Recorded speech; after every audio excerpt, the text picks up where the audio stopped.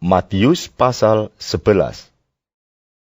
Setelah Yesus selesai berpesan kepada ke-12 muridnya, pergilah ia dari sana untuk mengajar dan memberitakan Injil di dalam kota-kota mereka.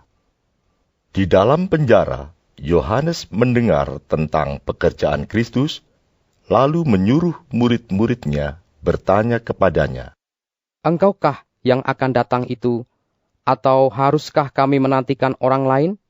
Yesus menjawab mereka, "Pergilah dan katakanlah kepada Yohanes apa yang kamu dengar dan kamu lihat.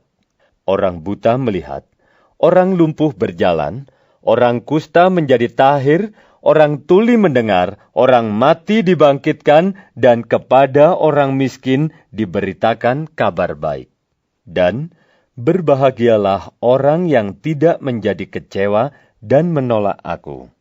Setelah murid-murid Yohanes pergi, mulailah Yesus berbicara kepada orang banyak itu tentang Yohanes. "Untuk apakah kamu pergi ke padang gurun, melihat buluh yang digoyangkan angin kian kemari? Atau untuk apakah kamu pergi, melihat orang yang berpakaian halus? Orang yang berpakaian halus itu tempatnya di istana raja. Jadi, untuk apakah kamu pergi? Melihat nabi? Benar. Dan aku berkata kepadamu, bahkan lebih daripada nabi, karena tentang dia ada tertulis, lihatlah, aku menyuruh utusanku mendahului engkau. Ia akan mempersiapkan jalanmu di hadapanmu. Aku berkata kepadamu, sesungguhnya, di antara mereka yang dilahirkan oleh perempuan, tidak pernah tampil seorang yang lebih besar daripada Yohanes Pembaptis. Namun, yang terkecil dalam kerajaan surga lebih besar daripadanya. Sejak tampilnya Yohanes Pembaptis hingga sekarang, kerajaan surga diserong dan orang yang menyerongnya mencoba menguasainya.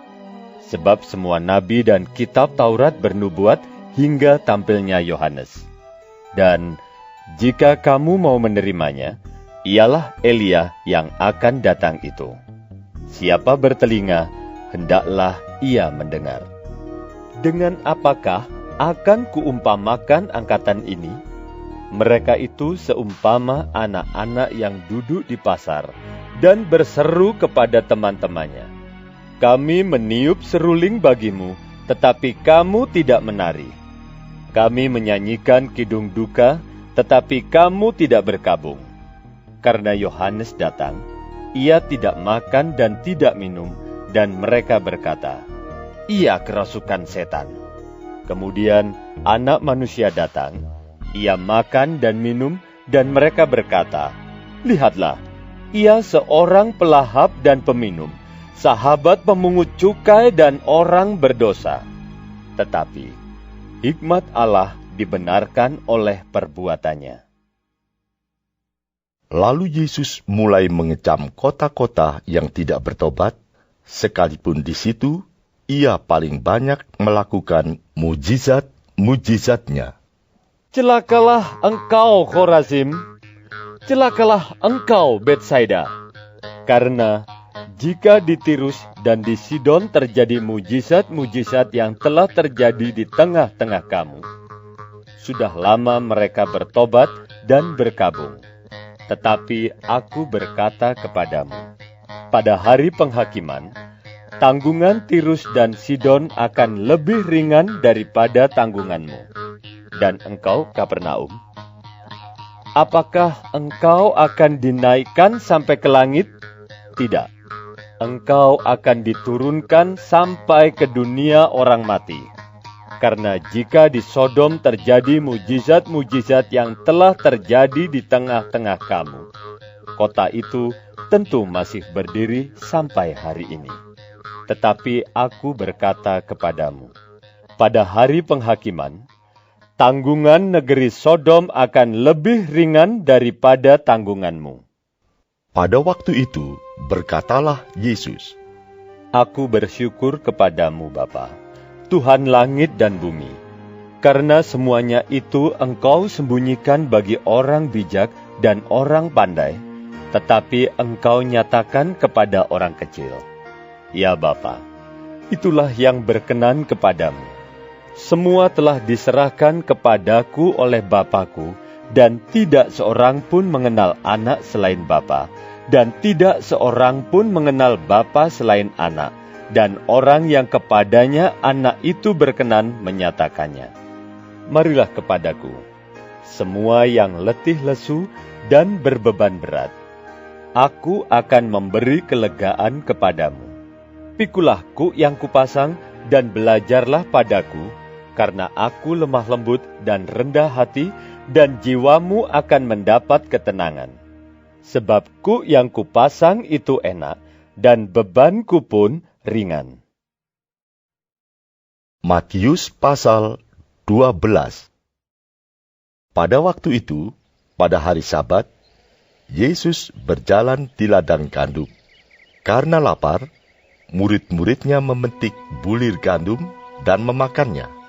Melihat itu, berkatalah orang-orang Farisi kepadanya, Lihatlah, murid-muridmu berbuat sesuatu yang tidak diperbolehkan pada hari Sabat. Tetapi jawab Yesus kepada mereka, Tidakkah kamu baca apa yang dilakukan Daud ketika ia dan mereka yang mengikutinya lapar? Bagaimana ia masuk ke dalam rumah Allah dan bagaimana mereka makan roti sajian yang tidak boleh dimakan, baik olehnya maupun oleh mereka yang mengikutinya, kecuali oleh imam-imam? Atau tidakkah kamu baca dalam kitab Taurat bahwa pada hari-hari Sabat, imam-imam melanggar hukum Sabat di dalam bait Allah, namun tidak bersalah? Aku berkata kepadamu, di sini ada yang melebihi bait Allah. Jika memang kamu mengerti maksud firman ini, yang ku kehendaki ialah belas kasihan dan bukan persembahan, tentu kamu tidak menghukum orang yang tidak bersalah. Karena Anak Manusia adalah Tuhan atas hari Sabat. Setelah pergi dari sana, Yesus masuk ke rumah ibadat mereka. Di situ ada seorang yang mati sebelah tangannya. Mereka bertanya kepadanya, Bolehkah menyembuhkan orang pada hari Sabat? maksud mereka ialah supaya dapat mempersalahkan dia. Tetapi Yesus berkata kepada mereka, Jika seorang dari antara kamu mempunyai seekor domba, dan domba itu terjatuh ke dalam lobang pada hari Sabat, tidakkah ia akan menangkapnya dan mengeluarkannya? Bukankah manusia jauh lebih berharga daripada domba? Karena itu, boleh berbuat baik pada hari Sabat. Lalu kata Yesus kepada orang itu, Ulurkanlah tanganmu. dan ia mengulurkannya. Maka pulihlah tangannya itu, dan menjadi sehat seperti tangannya yang lain. Lalu keluarlah orang-orang Farisi itu, dan bersekongkol untuk membunuh dia. Tetapi Yesus mengetahui maksud mereka, lalu menyingkir dari sana. Banyak orang mengikuti Yesus, dan ia menyembuhkan mereka semuanya. Ia dengan keras melarang mereka, memberitahukan siapa dia, supaya genaplah firman yang disampaikan oleh Nabi Yesaya. Lihatlah, itu hamba-Ku yang Kupilih, yang Kukasihi, yang kepadanya jiwaku berkenan. Aku akan menaruh roh-Ku ke atasnya, dan ia akan memaklumkan hukum kepada bangsa-bangsa. Ia tidak akan berbantah, dan tidak akan berteriak, dan orang tidak akan mendengar suaranya di jalan-jalan. Buluh yang patah terkulai tidak akan diputuskannya, dan sumbu yang pudar nyalanya tidak akan dipadamkannya, sampai ia menjadikan hukum itu menang. Dan padanyalah bangsa-bangsa akan berharap. Kemudian dibawalah kepada Yesus seorang yang kerasukan setan. Orang itu buta dan bisu. Lalu Yesus menyembuhkannya, sehingga si bisu itu berkata-kata dan melihat. Maka takjublah sekalian orang banyak itu, katanya, "Ia ini agaknya anak Daud." Tetapi ketika orang Farisi mendengarnya, mereka berkata, Dengan Beelzebul, penghulu setan, ia mengusir setan. Tetapi Yesus mengetahui pikiran mereka, lalu berkata kepada mereka, Setiap kerajaan yang terpecah-pecah pasti binasa, dan setiap kota atau rumah tangga yang terpecah-pecah tidak dapat bertahan. Demikianlah juga kalau iblis mengusir iblis. Ia pun terbagi-bagi dan melawan dirinya sendiri. Bagaimanakah kerajaannya dapat bertahan? Jadi, jika aku mengusir setan dengan kuasa Beelzebul, dengan kuasa siapakah pengikut-pengikutmu mengusirnya? Sebab itu, merekalah yang akan menjadi hakimmu. Tetapi jika aku mengusir setan dengan kuasa Roh Allah, maka sesungguhnya kerajaan Allah sudah datang kepadamu. Atau bagaimanakah orang dapat memasuki rumah seorang yang kuat dan merampas harta bendanya apabila tidak diikatnya dahulu orang kuat itu? Sesudah diikatnya, barulah dapat ia merampok rumah itu. Siapa tidak bersama aku, ia melawan aku. Dan siapa tidak mengumpulkan bersama aku, ia mencerai-beraikan. Sebab itu, aku berkata kepadamu, segala dosa dan hujat manusia akan diampuni, tetapi hujat terhadap Roh Kudus tidak akan diampuni. Apabila seorang mengucapkan sesuatu menentang Anak Manusia, ia akan diampuni. Tetapi jika ia menentang Roh Kudus, ia tidak akan diampuni. Di dunia ini tidak, dan di dunia yang akan datang pun tidak. Jikalau suatu pohon kamu katakan baik, maka baik pula buahnya. Jikalau suatu pohon kamu katakan tidak baik, maka tidak baik pula buahnya. Sebab dari buahnya, pohon itu dikenal. Hai kamu keturunan ular beludak, bagaimanakah kamu dapat mengucapkan hal-hal yang baik, sedangkan kamu sendiri jahat? Karena yang diucapkan mulut meluap dari hati. Orang yang baik mengeluarkan hal-hal yang baik dari perbendaharaannya yang baik, dan orang yang jahat mengeluarkan hal-hal yang jahat dari perbendaharaannya yang jahat. Tetapi aku berkata kepadamu, setiap kata sia-sia yang diucapkan orang harus dipertanggungjawabkannya pada hari penghakiman. Karena menurut ucapanmu, engkau akan dibenarkan, dan menurut ucapanmu pula, engkau akan dihukum.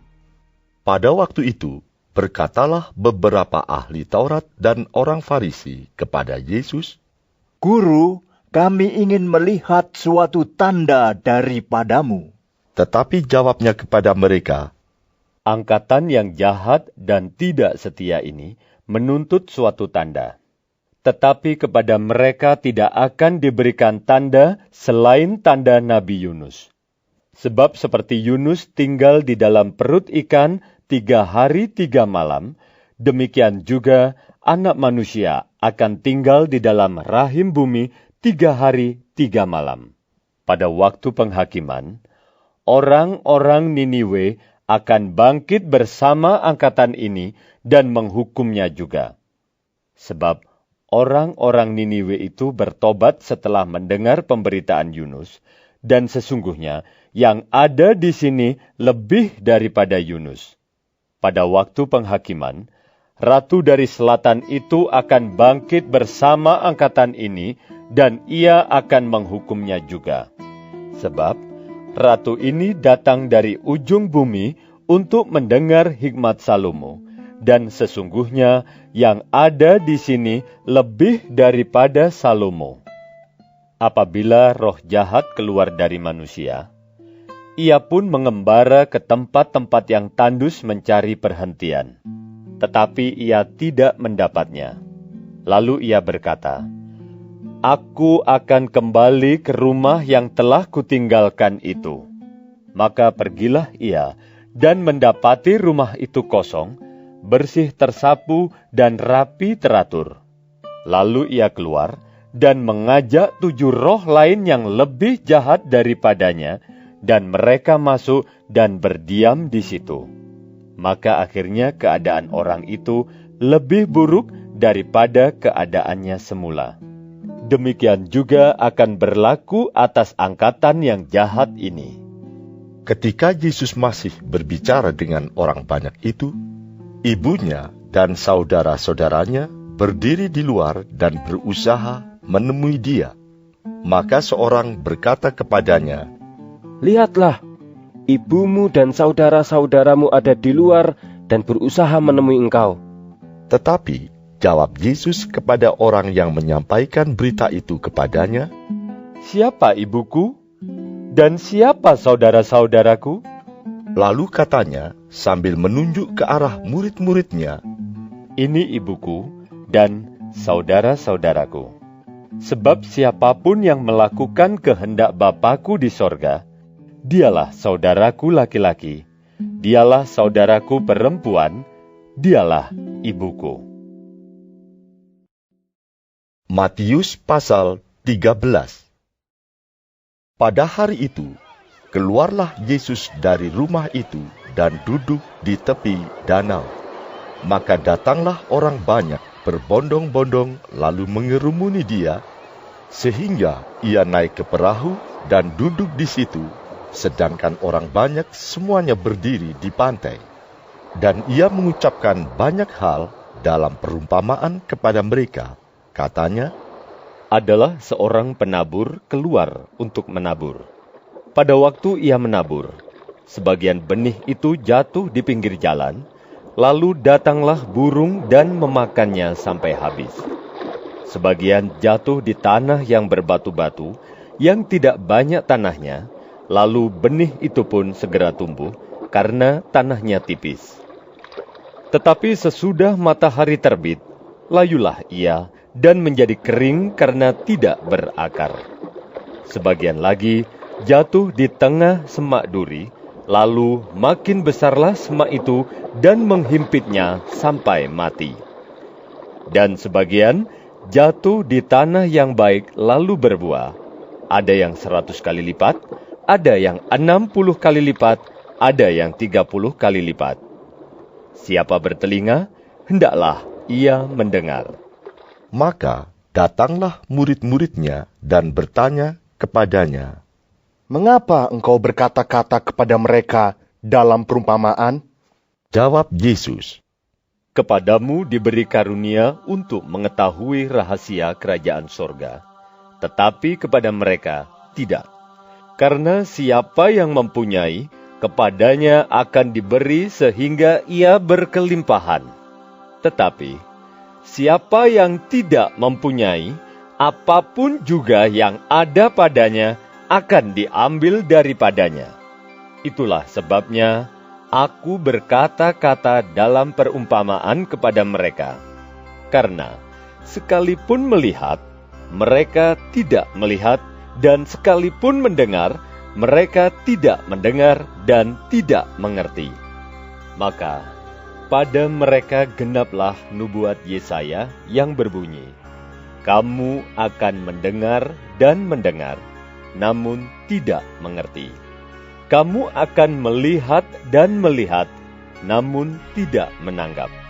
Sebab hati bangsa ini telah menebal, dan telinganya berat mendengar, dan matanya melekat tertutup, supaya jangan mereka melihat dengan matanya, dan mendengar dengan telinganya, dan mengerti dengan hatinya, lalu berbalik sehingga Aku menyembuhkan mereka. Tetapi berbahagialah matamu karena melihat, dan telingamu karena mendengar. Sebab Aku berkata kepadamu, sesungguhnya banyak nabi dan orang benar ingin melihat apa yang kamu lihat, tetapi tidak melihatnya, dan ingin mendengar apa yang kamu dengar, tetapi tidak mendengarnya. Karena itu, dengarlah arti perumpamaan penabur itu. Kepada setiap orang yang mendengar firman tentang kerajaan sorga, tetapi tidak mengertinya, datanglah si jahat dan merampas yang ditaburkan dalam hati orang itu. Itulah benih yang ditaburkan di pinggir jalan. Benih yang ditaburkan di tanah yang berbatu-batu, ialah orang yang mendengar firman itu dan segera menerimanya dengan gembira. Tetapi ia tidak berakar dan tahan sebentar saja.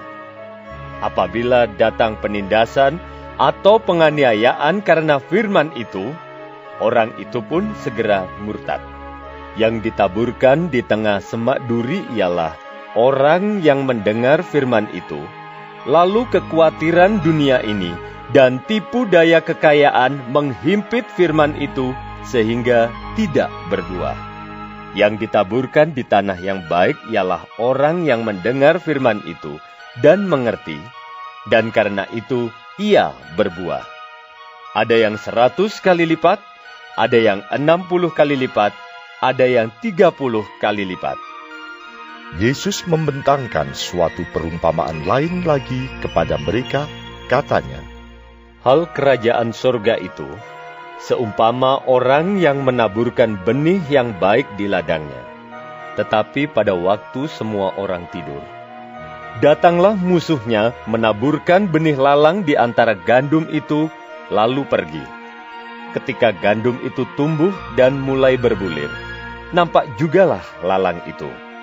Maka datanglah hamba-hamba tuan ladang itu kepadanya dan berkata, Tuan, bukankah benih baik yang Tuan taburkan di ladang Tuan? Dari manakah lalang itu? Jawab tuan itu, seorang musuh yang melakukannya. Lalu berkatalah hamba-hamba itu kepadanya, Jadi, maukah Tuan supaya kami pergi mencabut lalang itu? Tetapi ia berkata, Jangan, sebab mungkin gandum itu ikut tercabut pada waktu kamu mencabut lalang itu. Biarkanlah keduanya tumbuh bersama sampai waktu menuai. Pada waktu itu, aku akan berkata kepada para penuai, kumpulkanlah dahulu lalang itu dan ikatlah berberkas-berkas untuk dibakar. Kemudian kumpulkanlah gandum itu ke dalam lumbungku. Yesus membentangkan suatu perumpamaan lain lagi kepada mereka, katanya, Hal kerajaan sorga itu seumpama biji sesawi yang diambil dan ditaburkan orang di ladangnya. Memang biji itu yang paling kecil dari segala jenis benih. Tetapi apabila sudah tumbuh, sesawi itu lebih besar daripada sayuran yang lain, bahkan menjadi pohon, sehingga burung-burung di udara datang bersarang pada cabang-cabangnya. Dan ia menceritakan perumpamaan ini juga kepada mereka. Hal kerajaan surga itu seumpama ragi yang diambil seorang perempuan dan diadukkan ke dalam tepung terigu 3 sukat sampai khamir seluruhnya.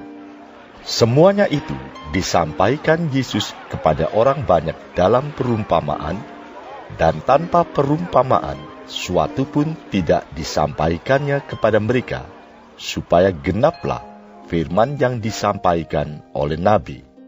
Aku mau membuka mulutku, mengatakan perumpamaan. Aku mau mengucapkan hal yang tersembunyi sejak dunia dijadikan. Maka Yesus pun meninggalkan orang banyak itu, lalu pulang. Murid-muridnya datang dan berkata kepadanya, Jelaskanlah kepada kami perumpamaan tentang lalang di ladang itu. Ia menjawab, katanya, Orang yang menaburkan benih baik ialah anak manusia. Ladang ialah dunia. Benih yang baik itu anak-anak kerajaan, dan lalang anak-anak si jahat. Musuh yang menaburkan benih lalang ialah iblis. Waktu menuai ialah akhir zaman, dan para penuai itu malaikat. Maka seperti lalang itu dikumpulkan dan dibakar dalam api, demikian juga pada akhir zaman. Anak manusia akan menyuruh malaikat-malaikatnya, dan mereka akan mengumpulkan segala sesuatu yang menyesatkan dan semua orang yang melakukan kejahatan dari dalam kerajaannya. Semuanya akan dicampakkan ke dalam dapur api. Di sanalah akan terdapat ratapan dan kertakan gigi. Pada waktu itulah orang-orang benar akan bercahaya seperti matahari dalam kerajaan Bapa mereka. Siapa bertelinga, hendaklah ia mendengar. Hal kerajaan sorga itu seumpama harta yang terpendam di ladang, yang ditemukan orang lalu dipendamkannya lagi. Oleh sebab sukacitanya, pergilah ia menjual seluruh miliknya, lalu membeli ladang itu. Demikian pula, hal kerajaan sorga itu seumpama seorang pedagang yang mencari mutiara yang indah. Setelah ditemukannya mutiara yang sangat berharga, ia pun pergi menjual seluruh miliknya, lalu membeli mutiara itu. Demikian pula, hal kerajaan sorga itu seumpama pukat yang dilabuhkan di laut, lalu mengumpulkan berbagai-bagai jenis ikan. Setelah penuh, pukat itu pun diseret orang ke pantai, lalu duduklah mereka dan mengumpulkan ikan yang baik ke dalam pasu, dan ikan yang tidak baik mereka buang. Demikianlah juga pada akhir zaman, malaikat-malaikat akan datang memisahkan orang jahat dari orang benar, lalu mencampakkan orang jahat ke dalam dapur api. Di sanalah akan terdapat ratapan dan kertakan gigi. Mengertikah kamu semuanya itu? Mereka menjawab, Ya, kami mengerti. Maka berkatalah Yesus kepada mereka, Karena itu, setiap ahli Taurat yang menerima pelajaran dari hal kerajaan sorga itu, seumpama tuan rumah yang mengeluarkan harta yang baru dan yang lama dari perbendaharaannya. Setelah Yesus selesai menceritakan perumpamaan-perumpamaan itu, ia pun pergi dari situ. Setibanya di tempat asalnya, Yesus mengajar orang-orang di situ di rumah ibadat mereka. Maka tajuklah mereka dan berkata, Dari mana diperolehnya hikmat itu dan kuasa untuk mengadakan mujizat-mujizat itu? Bukankah ia ini anak tukang kayu? Bukankah ibunya bernama Maria dan saudara-saudaranya Yakobus, Yusuf, Simon dan Yudas? Dan bukankah saudara-saudaranya perempuan semuanya ada bersama kita? Jadi, dari mana diperolehnya semuanya itu? Lalu mereka kecewa dan menolak dia. Maka Yesus berkata kepada mereka, Seorang nabi dihormati di mana-mana, kecuali di tempat asalnya sendiri dan di rumahnya. Dan karena ketidakpercayaan mereka, tidak banyak mujizat diadakannya di situ. Matius pasal 14. Pada masa itu, sampailah berita-berita tentang Yesus kepada Herodes, raja wilayah. Lalu ia berkata kepada pegawai-pegawainya, Inilah Yohanes Pembaptis. Ia sudah bangkit dari antara orang mati, dan itulah sebabnya kuasa-kuasa itu bekerja di dalamnya. Sebab memang Herodes telah menyuruh menangkap Yohanes, membelenggunya, dan memenjarakannya, berhubung dengan peristiwa Herodias, istri Filipus saudaranya. Karena Yohanes pernah menegurnya, katanya, Tidak halal engkau mengambil Herodias. Herodes ingin membunuhnya, tetapi ia takut akan orang banyak yang memandang Yohanes sebagai nabi. Tetapi pada hari ulang tahun Herodes, menarilah anak perempuan Herodias di tengah-tengah mereka dan menyukakan hati Herodes, sehingga Herodes bersumpah akan memberikan kepadanya apa saja yang dimintanya. Maka setelah dihasut oleh ibunya, anak perempuan itu berkata, "Berikanlah aku di sini kepala Yohanes Pembaptis di sebuah talam." Lalu sedihlah hati raja, tetapi karena sumpahnya dan karena tamu-tamunya diperintahkannya juga untuk memberikannya. Disuruhnya memenggal kepala Yohanes di penjara, dan kepala Yohanes itu pun dibawa orang di sebuah talam, lalu diberikan kepada gadis itu, dan ia membawanya kepada ibunya.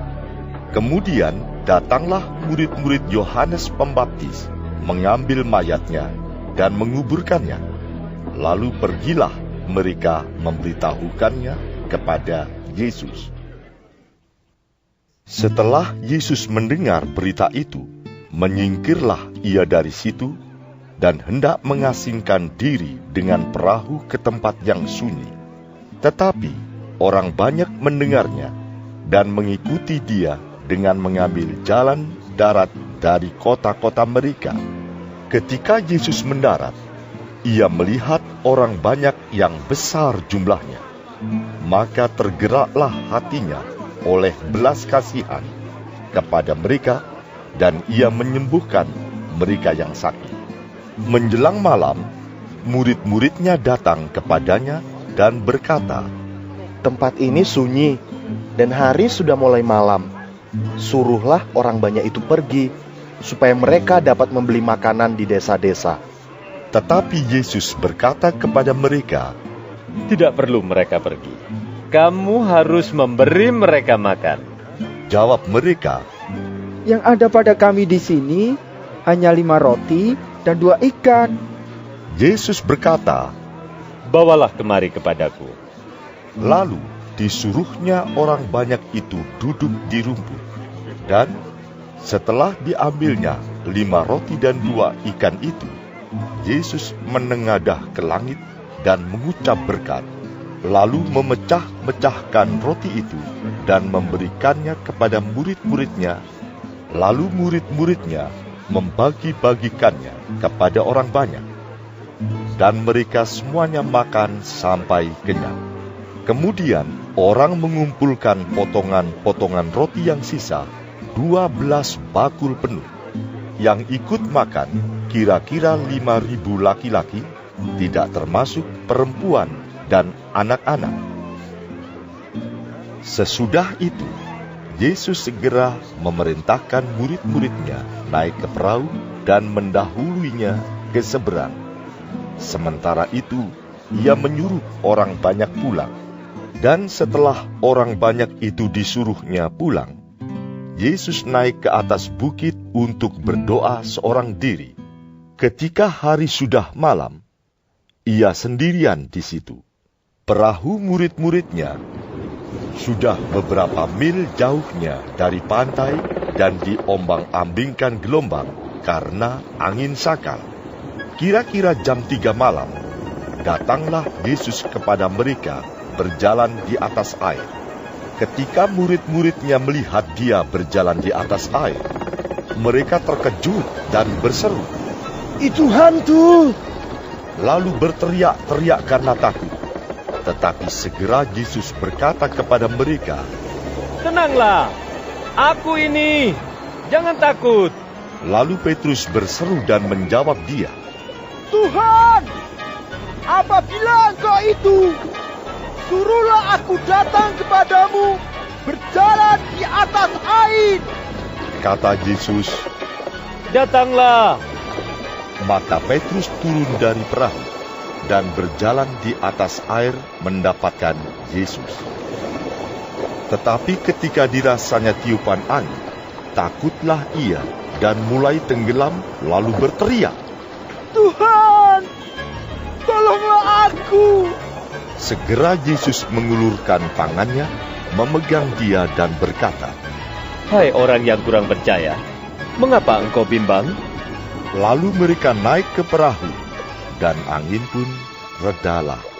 Dan orang-orang yang ada di perahu menyembah dia, katanya, "Sesungguhnya Engkau Anak Allah." Setibanya di seberang, mereka mendarat di Genesaret. Ketika Yesus dikenal oleh orang-orang di tempat itu, mereka memberitahukannya ke seluruh daerah itu. Maka semua orang yang sakit dibawa kepadanya. Mereka memohon supaya diperkenankan menjamah jumbai jubahnya. Dan semua orang yang menjamahnya menjadi sembuh. Matius pasal 15. Kemudian datanglah beberapa orang Farisi dan ahli Taurat dari Yerusalem kepada Yesus dan berkata, "Mengapa murid-muridmu melanggar adat istiadat nenek moyang kita? Mereka tidak membasuh tangan sebelum makan." Tetapi jawab Yesus kepada mereka, "Mengapa kamu pun melanggar perintah Allah demi adat istiadat nenek moyangmu? Sebab Allah berfirman, hormatilah ayahmu dan ibumu. Dan lagi, siapa yang mengutuki ayahnya atau ibunya, pasti dihukum mati. Tetapi kamu berkata, barang siapa berkata kepada bapanya atau kepada ibunya, apa yang ada padaku yang dapat digunakan untuk pemeliharaanmu, sudah digunakan untuk persembahan kepada Allah.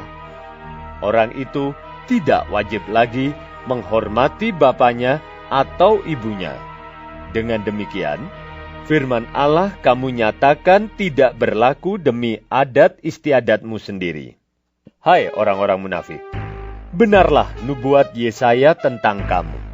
Bangsa ini memuliakan aku dengan bibirnya, padahal hatinya jauh daripadaku. Percuma mereka beribadah kepadaku, sedangkan ajaran yang mereka ajarkan ialah perintah manusia. Lalu Yesus memanggil orang banyak dan berkata kepada mereka, dengar dan camkanlah. Bukan yang masuk ke dalam mulut yang menajiskan orang, melainkan yang keluar dari mulut, itulah yang menajiskan orang. Maka datanglah murid-muridnya dan bertanya kepadanya, engkau tahu bahwa perkataanmu itu telah menjadi batu sandungan bagi orang-orang Farisi? Jawab Yesus, setiap tanaman yang tidak ditanam oleh Bapa-Ku yang di sorga akan dicabut dengan akar-akarnya. Biarkanlah mereka itu. Mereka orang buta yang menuntun orang buta. Jika orang buta menuntun orang buta, pasti keduanya jatuh ke dalam lubang. Lalu Petrus berkata kepadanya, jelaskanlah perumpamaan itu kepada kami. Jawab Yesus, kamu pun masih belum dapat memahaminya? Tidak tahukah kamu bahwa segala sesuatu yang masuk ke dalam mulut, turun ke dalam perut, lalu dibuang di jamban? Tetapi apa yang keluar dari mulut berasal dari hati, dan itulah yang menajiskan orang. Karena dari hati timbul segala pikiran jahat, pembunuhan, perzinahan, percabulan, pencurian, sumpah palsu, dan hujat. Itulah yang menajiskan orang. Tetapi makan dengan tangan yang tidak dibasuh tidak menajiskan orang. Lalu Yesus pergi dari situ dan menyingkir ke daerah Tirus dan Sidon. Maka datanglah seorang perempuan Kanaan dari daerah itu dan berseru, kasihanilah aku ya Tuhan, anak Daud. Karena anakku perempuan kerasukan setan dan sangat menderita. Tetapi Yesus sama sekali tidak menjawabnya. Lalu murid-muridnya datang dan meminta kepadanya, suruhlah ia pergi, ia mengikuti kita dengan berteriak-teriak. Jawab Yesus, aku diutus hanya kepada domba-domba yang hilang dari umat Israel. Tetapi perempuan itu mendekat dan menyembah dia sambil berkata, Tuhan, tolonglah aku. Tetapi Yesus menjawab, tidak patut mengambil roti yang disediakan bagi anak-anak dan melemparkannya kepada anjing. Kata perempuan itu, "Benar, Tuhan. Namun anjing itu makan remah-remah yang jatuh dari meja tuannya." Maka Yesus menjawab dan berkata kepadanya, "Hai ibu, besar imanmu. Maka jadilah kepadamu seperti yang kau kehendaki." Dan seketika itu juga anaknya sembuh. Setelah meninggalkan daerah itu, Yesus menyusur pantai Danau Galilea dan naik ke atas bukit lalu duduk di situ. Kemudian orang banyak berbondong-bondong datang kepadanya, membawa orang lumpuh, orang timpang, orang buta, orang bisu, dan banyak lagi yang lain, lalu meletakkan mereka pada kaki Yesus, dan ia menyembuhkan mereka semuanya. Maka takjublah orang banyak itu melihat orang bisu berkata-kata, orang timpang sembuh, orang lumpuh berjalan, orang buta melihat, dan mereka memuliakan Allah Israel. Lalu Yesus memanggil murid-muridnya dan berkata, "Hatiku tergerak oleh belas kasihan kepada orang banyak itu. Sudah 3 hari mereka mengikuti aku, dan mereka tidak mempunyai makanan. Aku tidak mau menyuruh mereka pulang dengan lapar. Nanti mereka pingsan di jalan." Kata murid-muridnya kepadanya, "Bagaimana di tempat sunyi ini kita mendapat roti untuk mengenyangkan orang banyak yang begitu besar jumlahnya?" Kata Yesus kepada mereka, "Berapa roti ada padamu?" 7. Jawab mereka, "Dan ada lagi beberapa ikan kecil." Lalu Yesus menyuruh orang banyak itu duduk di tanah. Sesudah itu, ia mengambil ke-7 roti dan ikan-ikan itu, mengucap syukur, memecah-mecahkannya, dan memberikannya kepada murid-muridnya. Lalu murid-muridnya memberikannya pula kepada orang banyak, dan mereka semuanya makan sampai kenyang. Kemudian orang mengumpulkan potongan-potongan roti yang sisa, 7 bakul penuh. Yang ikut makan ialah 4.000 laki-laki, tidak termasuk perempuan dan anak-anak. Lalu Yesus menyuruh orang banyak itu pulang. Ia naik perahu dan bertolak ke daerah Magadan. Matius pasal 16. Kemudian datanglah orang-orang Farisi dan Saduki hendak mencobai Yesus. Mereka meminta supaya ia memperlihatkan suatu tanda dari surga kepada mereka. Tetapi jawab Yesus, "Pada petang hari karena langit merah, kamu berkata, hari akan cerah. Dan pada pagi hari, karena langit merah dan redup, kamu berkata, hari buruk. Rupa langit kamu tahu membedakannya. Tetapi tanda-tanda zaman, tidak. Angkatan yang jahat dan tidak setia ini menuntut suatu tanda.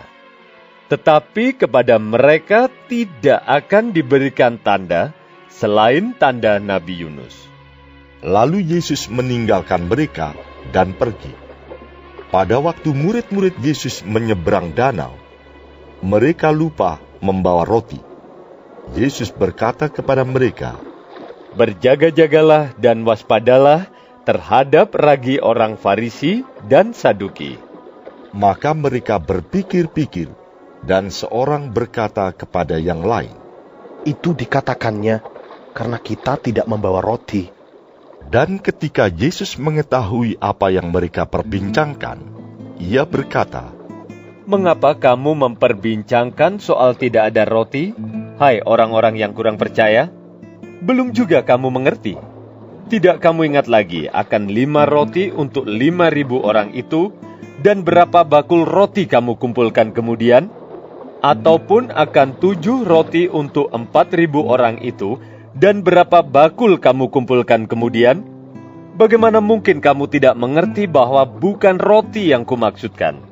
Aku berkata kepadamu, waspadalah terhadap ragi orang Farisi dan Saduki. Ketika itu, barulah mereka mengerti bahwa bukan maksudnya supaya mereka waspada terhadap ragi roti, melainkan terhadap ajaran orang Farisi dan Saduki.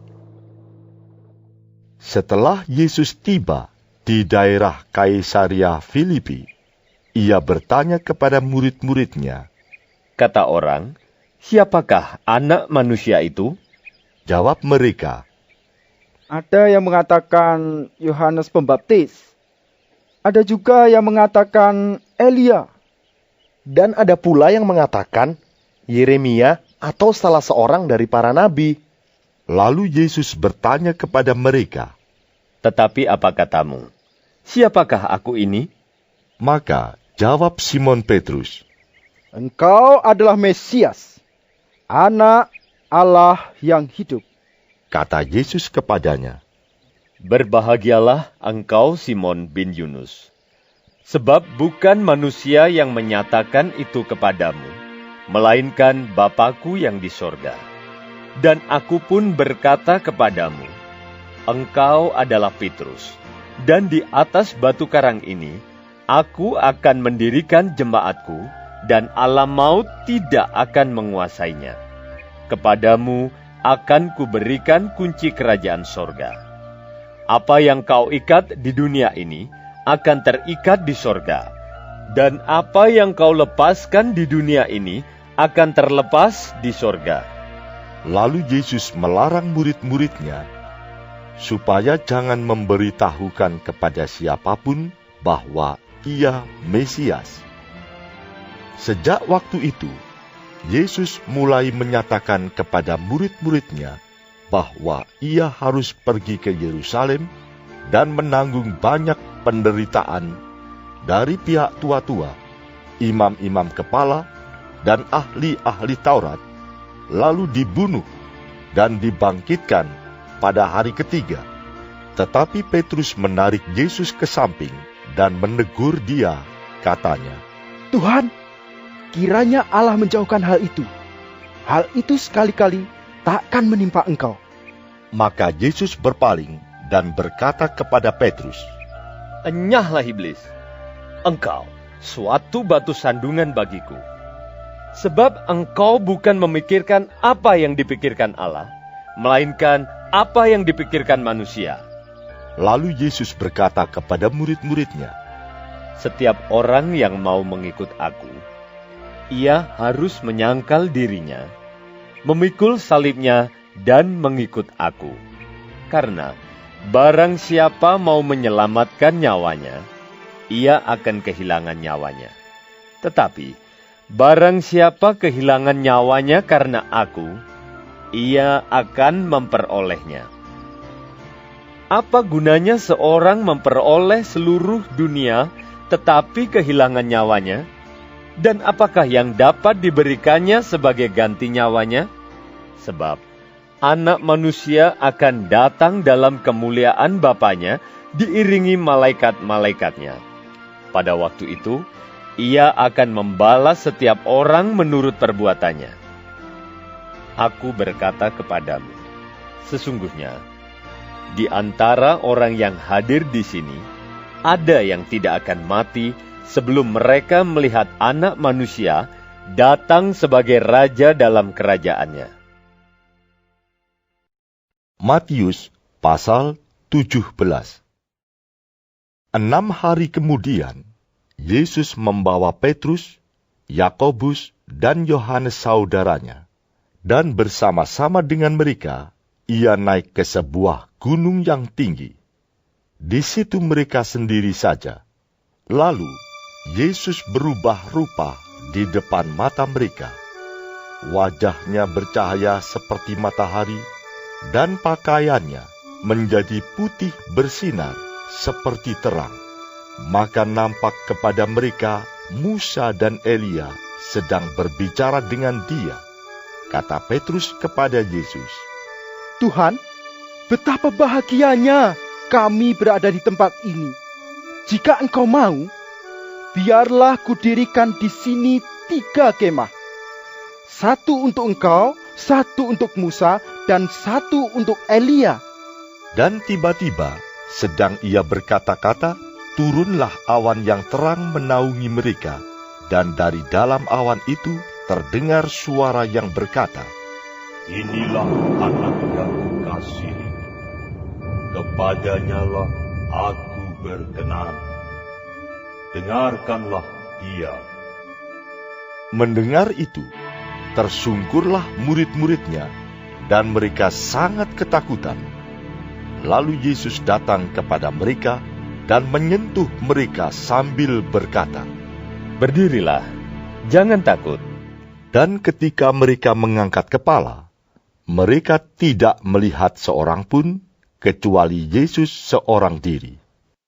Pada waktu mereka turun dari gunung itu, Yesus berpesan kepada mereka, Jangan kamu ceritakan penglihatan itu kepada seorang pun, sebelum Anak Manusia dibangkitkan dari antara orang mati.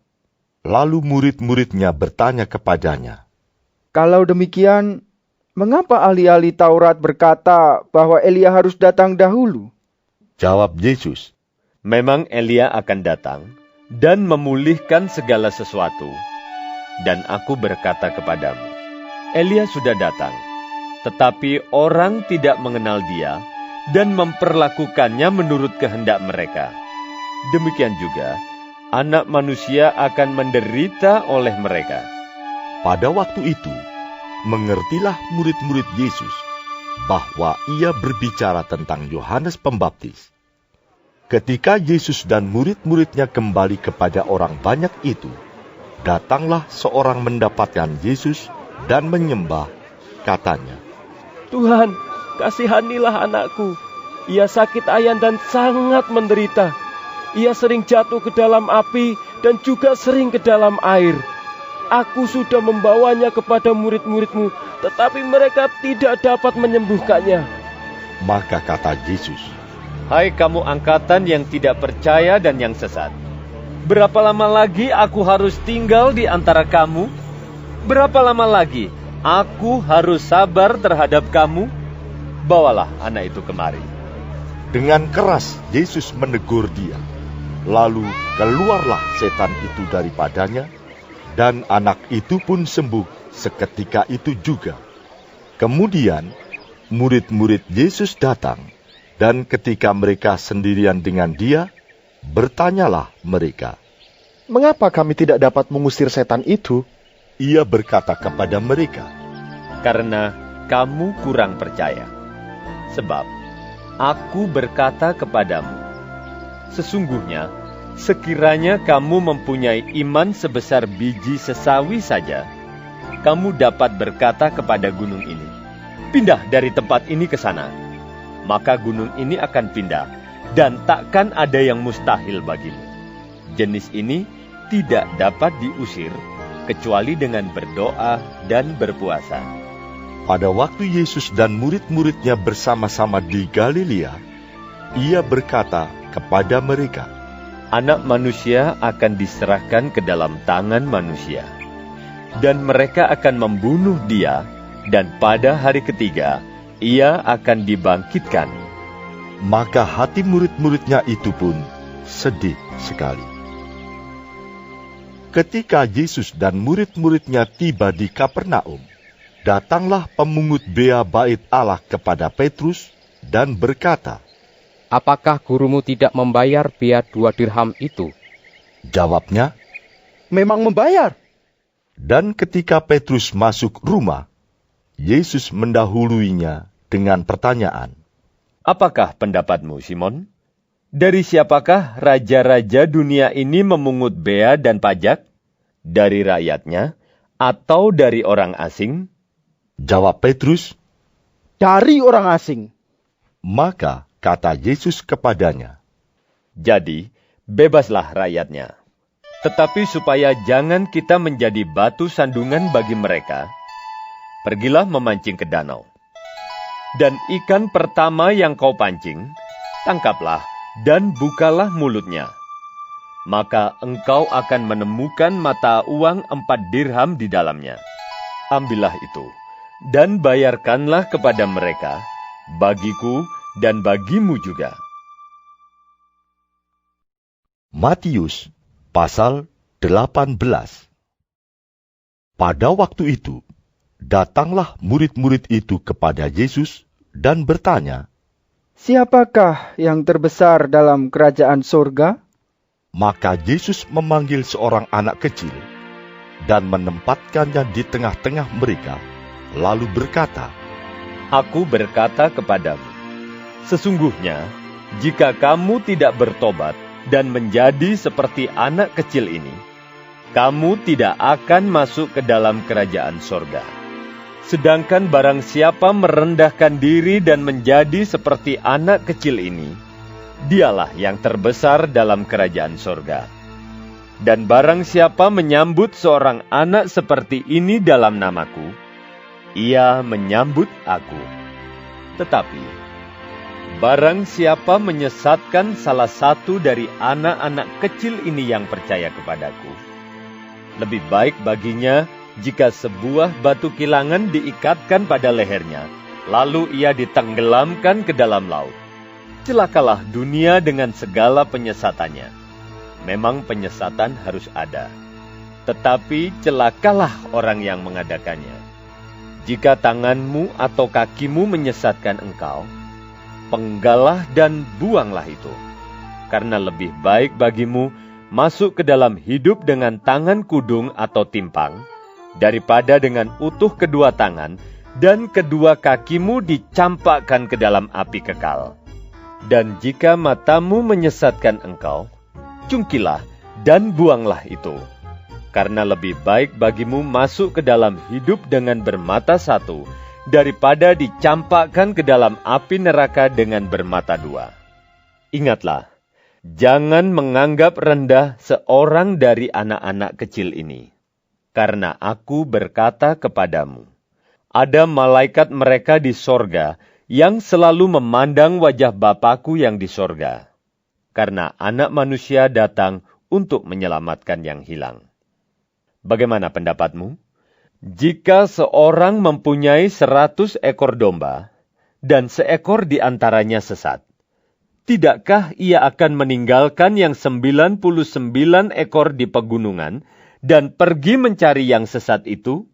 Dan aku berkata kepadamu, sesungguhnya, jika ia berhasil menemukannya, lebih besar kegembiraannya atas yang seekor itu daripada atas yang ke-99 ekor yang tidak sesat. Demikian juga Bapamu yang di sorga tidak menghendaki supaya seorang pun dari anak-anak ini hilang. Apabila saudaramu berbuat dosa, tegurlah dia di bawah 4 mata.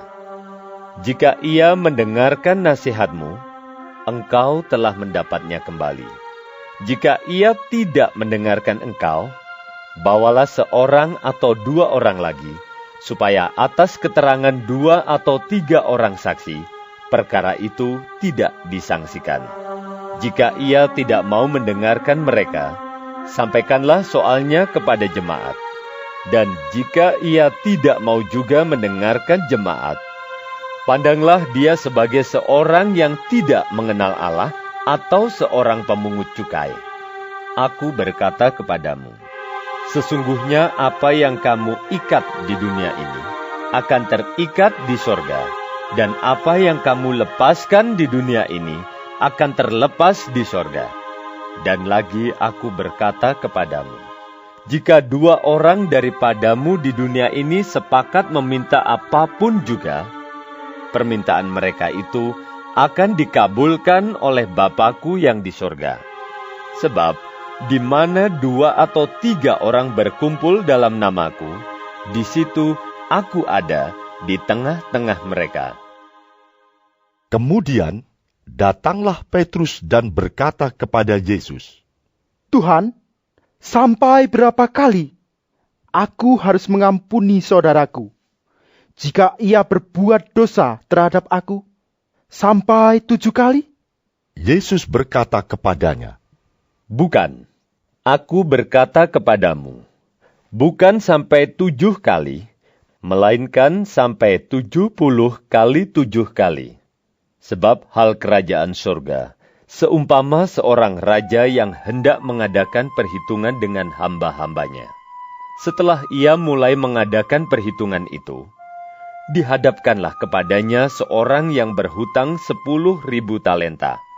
Tetapi karena orang itu tidak mampu melunaskan hutangnya, raja itu memerintahkan supaya ia dijual beserta anak istrinya dan segala miliknya untuk membayar hutangnya. Maka sujudlah hamba itu menyembah dia, katanya, "Sabarlah dahulu, segala hutangku akan kulunaskan." Lalu tergeraklah hati raja itu oleh belas kasihan akan hamba itu, sehingga ia membebaskannya dan menghapuskan hutangnya. Tetapi ketika hamba itu keluar, ia bertemu dengan seorang hamba lain yang berhutang 100 dinar kepadanya. Ia menangkap dan mencekik kawannya itu. Katanya, "Bayar hutangmu." Maka sujudlah kawannya itu dan memohon kepadanya, "Sabarlah dahulu, hutangku itu akan kulunaskan." Tetapi ia menolak dan menyerahkan kawannya itu ke dalam penjara sampai dilunaskannya hutangnya. Melihat itu, kawan-kawannya yang lain sangat sedih, lalu menyampaikan segala yang terjadi kepada tuan mereka. Raja itu menyuruh memanggil orang itu dan berkata kepadanya, "Hai hamba yang jahat, seluruh hutangmu telah kuhapuskan, karena engkau memohonkannya kepadaku. Bukankah engkau pun harus mengasihani kawanmu, seperti aku telah mengasihani engkau?" Maka marahlah tuannya itu dan menyerahkannya kepada algojo-algojo sampai ia melunaskan seluruh hutangnya. Maka Bapakku yang di sorga akan berbuat demikian juga terhadap kamu, apabila kamu masing-masing tidak mengampuni saudaramu dengan segenap hatimu. Matius pasal 19. Setelah Yesus selesai dengan pengajarannya itu, berangkatlah ia dari Galilea dan tiba di daerah Yudea yang di seberang sungai Yordan. Orang banyak berbondong-bondong mengikuti dia, dan ia pun menyembuhkan mereka di sana. Maka datanglah orang-orang Farisi kepadanya untuk mencobai dia. Mereka bertanya, "Apakah diperbolehkan orang menceraikan istrinya dengan alasan apa saja?" Jawab Yesus, "Tidakkah kamu baca bahwa Ia yang menciptakan manusia sejak semula menjadikan mereka laki-laki dan perempuan? Dan firman-Nya, sebab itu laki-laki akan meninggalkan ayah dan ibunya dan bersatu dengan istrinya, sehingga keduanya itu menjadi satu daging. Demikianlah mereka bukan lagi dua, melainkan satu. Karena itu, apa yang telah dipersatukan Allah tidak boleh diceraikan manusia." Kata mereka kepadanya, "Jika demikian, apakah sebabnya Musa memerintahkan untuk memberikan surat cerai jika orang menceraikan istrinya?" Kata Yesus kepada mereka, "Karena ketegaran hatimu, Musa mengizinkan kamu menceraikan istrimu, tetapi sejak semula tidaklah demikian. Tetapi aku berkata kepadamu, barang siapa menceraikan istrinya, kecuali karena zina, lalu kawin dengan perempuan lain, ia berbuat zina." Murid-murid itu berkata kepadanya, "Jika demikian halnya hubungan antara suami dan istri, lebih baik jangan kawin." Akan tetapi ia berkata kepada mereka, "Tidak semua orang dapat mengerti perkataan itu, hanya mereka yang dikaruniai saja.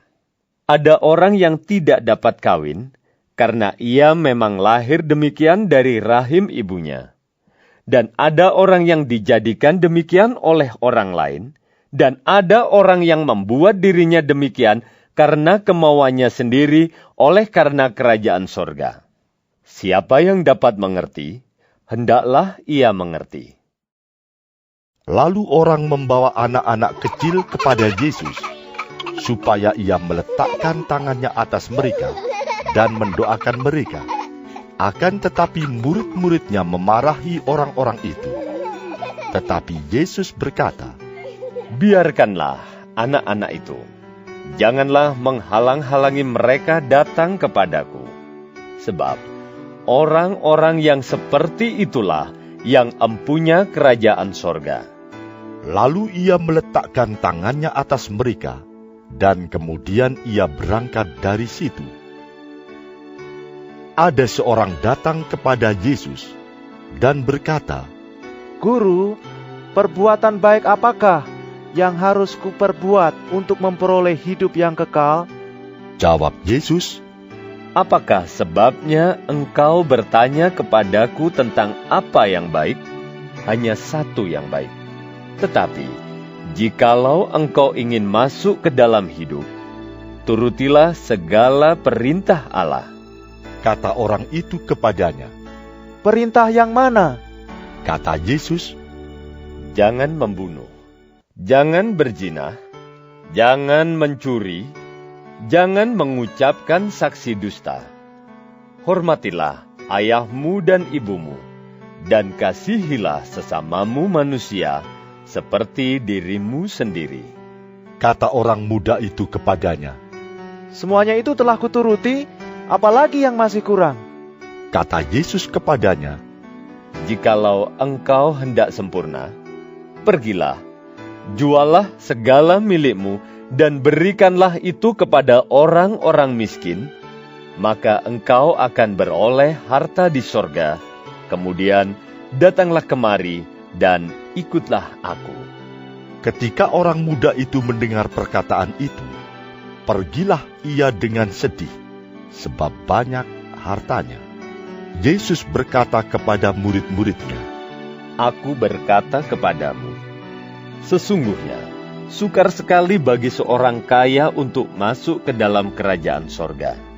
Sekali lagi, aku berkata kepadamu, lebih mudah seekor unta masuk melalui lubang jarum daripada seorang kaya masuk ke dalam kerajaan Allah." Ketika murid-murid mendengar itu, sangat gemparlah mereka dan berkata, "Jika demikian, siapakah yang dapat diselamatkan?" Yesus memandang mereka dan berkata, "Bagi manusia, hal ini tidak mungkin. Tetapi bagi Allah, segala sesuatu mungkin." Lalu Petrus menjawab dan berkata kepada Yesus, "Kami ini telah meninggalkan segala sesuatu dan mengikut Engkau. Jadi, apakah yang akan kami peroleh?" Kata Yesus kepada mereka, "Aku berkata kepadamu, sesungguhnya pada waktu penciptaan kembali, apabila Anak Manusia bersemayam di tahta kemuliaannya, kamu yang telah mengikut aku akan duduk juga di atas 12 takhta untuk menghakimi ke-12 suku Israel. Dan setiap orang yang karena namaku meninggalkan rumahnya, saudaranya laki-laki atau saudaranya perempuan, bapa atau ibunya, anak-anak atau ladangnya, akan menerima kembali 100 kali lipat dan akan memperoleh hidup yang kekal. Tetapi banyak orang yang terdahulu akan menjadi yang terakhir, dan yang terakhir akan menjadi yang terdahulu."